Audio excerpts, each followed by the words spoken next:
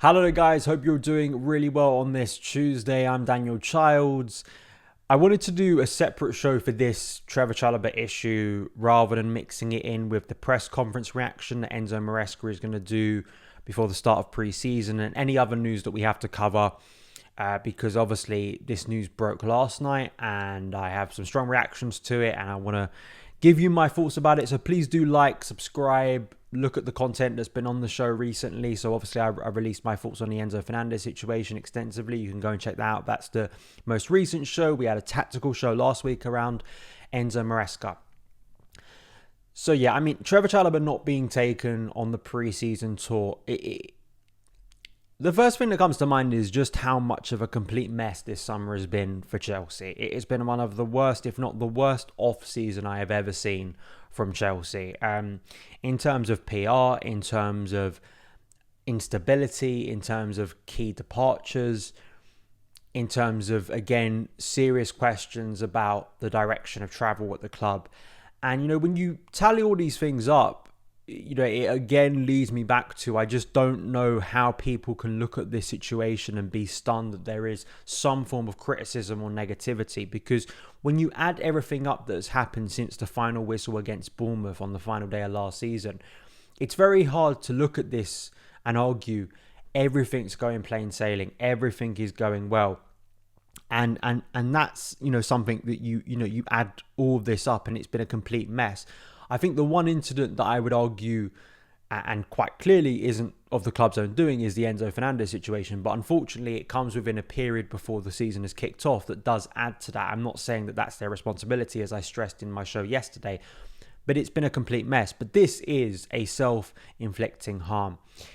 It's disgraceful. I mean, it really is. It's such a lack of respect for Trevoh Chalobah, a player who obviously has come through the club's academy, has been supported, has been well liked, is a character that I'm sure internally, but also externally, you know, amongst fans is very popular and has done everything in his power to be a regular Chelsea player. I think he's overcome a lot of adversity to prove his worth, and to be treated like this when he hasn't come out publicly and talked down the club, he hasn't thrown his shirt on the floor, he hasn't stormed out, given a transfer request. This is a guy who wants to play for Chelsea and has proven capable of doing so to a pretty high level. Even despite the fact that he was injured for most of last season, he still ended the year, I think, as Chelsea's best performing defender. When you take out Thiago Silva, he is Chelsea's best performing defender. And I know that some people will look at others within the group, but we're talking about players who have been fit, who have been, you know, durable, players we've actually seen within the last year. And of course, this is a repeating trend with Chalobah, but to exclude him from the first team squad when he's been there at Cobham, it also, from a financial kind of negotiating point of view, it is just also very, very dumb. Because what it does is it limits your ability in negotiations to sell him, because potential buyers will see that and go, they clearly want him out desperately. So we don't have to give the biggest fee. Those kind of hurdles that we have to go through on negotiating are probably not as big. And, you know, if the clubs still demand a big fee, we're just not going to pay it. But Matt Law's reported about this, others have as well, that they apparently see Trev as like 25 million, which I think is absolute insanity in the current market, that he's valued that low. But that's what the club is. That's their decision making. I don't agree with it. And genuinely, you know, this is, again, it gets back to something I've consistently said this summer, is that, you know, when we talk about players like Chalobah and Gallagher and selling them, we're not talking about making the strongest squad, the strongest footballing decisions, the decisions that are going to make Chelsea a better team. What players make us stronger? What players make us weaker? What players, if we lose, could be a problem over the course of the season? What players are going to be durable, consistent, versatile, reliable to put in a situation and thrive? And I think for whatever flaws or criticisms you may have about Chalobah, there is no denying that he, probably more than most in his squad, fits that bill. He has become a very reliable figure for several Chelsea head coaches.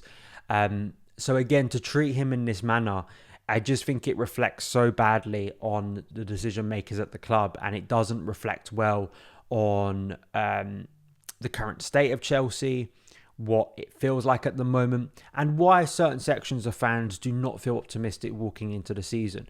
You add this, which is obviously gone down terribly. not something that is going to be I've seen absolutely no defense of this from the people obviously I follow, but I've seen absolutely no defense of this. Everything's been criticized, and rightly so. But then you add on to this the chaos that happened with Pochettino's dismissal, the short but weird process to appoint Enzo Maresca, hand him that long-term deal, Jim Fraser and Neil Bath leaving the club, the financials for supporters being that either season tickets, but I think more so in recent weeks the price of a ticket to go and see a pre-season friendly, and that coming with loyalty points. I'm probably missing some out, and obviously the Enzo Fernandez situation, which is going to go on and on. But this in itself is really, really toxic and really sad, and I think it's for Chalobah, I think he deserves so much better. I really do. I think that for someone who, as I said, broke through in the summer of 2021, I think proved his worth very quickly under Thomas Tuchel. All those absolutely nonsense briefs that I saw even before pre-season had begun, that apparently Chalobah didn't suit Maresca's style, despite the fact that Chalobah and Maresca had never worked with each other, but also completely denying the reality that we have seen with our own eyes with Chalobah, that he is more than capable of playing in a team that has a lot of possession. We'll try and forget and dismiss the fact that Thomas Tuchel was the coach who promoted him initially, who did play a short passing game. He has played in cup finals for Chelsea to a very high level against some very good and elite attackers. He has had to play at times at right back. He's had to play at sometimes in central midfield. And he has outperformed players that the club has spent money on.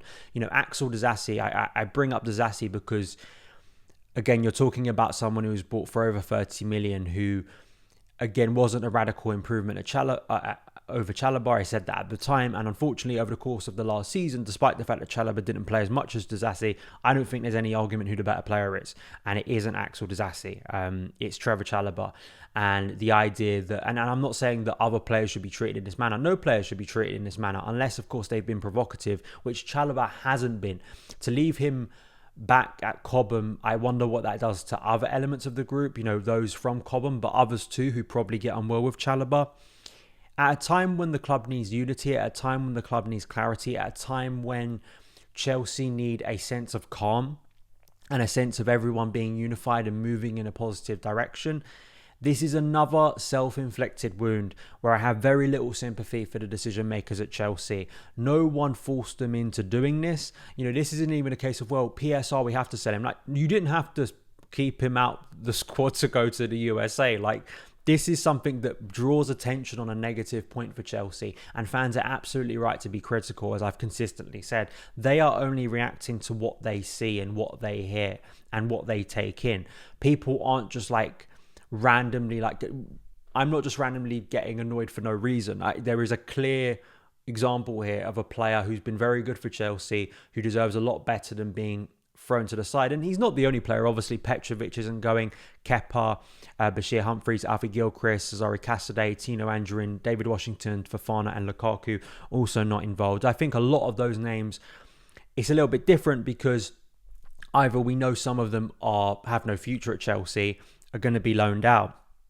I think there's kind of a mix within there. I think the biggest surprise actually in that list is Fofana, because obviously I thought he would get some time in pre-season, but clearly that's not the case. Petrovic too. I mean, Nazar Cancelo was reporting some form of an injury. I spoke about Petrovic yesterday. I still think the idea that we're trying to maybe force him out is awful too. But trying to force Chalobah out is I'm going to say this pretty plainly. It's trying to make your squad weaker. And if you suffer the consequences for making your squad weaker, I'm not going to have much sympathy. And I think that Chalobah, despite I'm sure being hurt by this because he wants to play for Chelsea, he's proven good enough to play for Chelsea.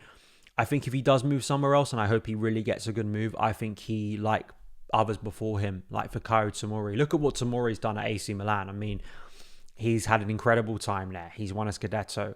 And others have as well. Like the idea that Chelsea is an endpoint for these players is obviously farcical. And I think for a lot of us who really like the academy players, I was in Milan last week. I was, seeing Ruben obviously doing so well at AC Milan. So he will get a good move. I think he really will. And with 25 million, I could see a lot of clubs rightly snapping that up. He's one of the better defenders in the Premier League. And I think any club to get him with links to Man United, I mean, what a disaster that would be if he goes to Man United and lights it up. But that's the club's own responsibility. They have tried to force out a player that they could have kept. And Just a very, very sad and toxic situation. And again, sours what should be an important and positive period for the club. And unfortunately, this summer has been one mess after another. And that is why the mood isn't good. So that's my thoughts. Please let me know yours in the comments below. And I will see you again very soon. All the best.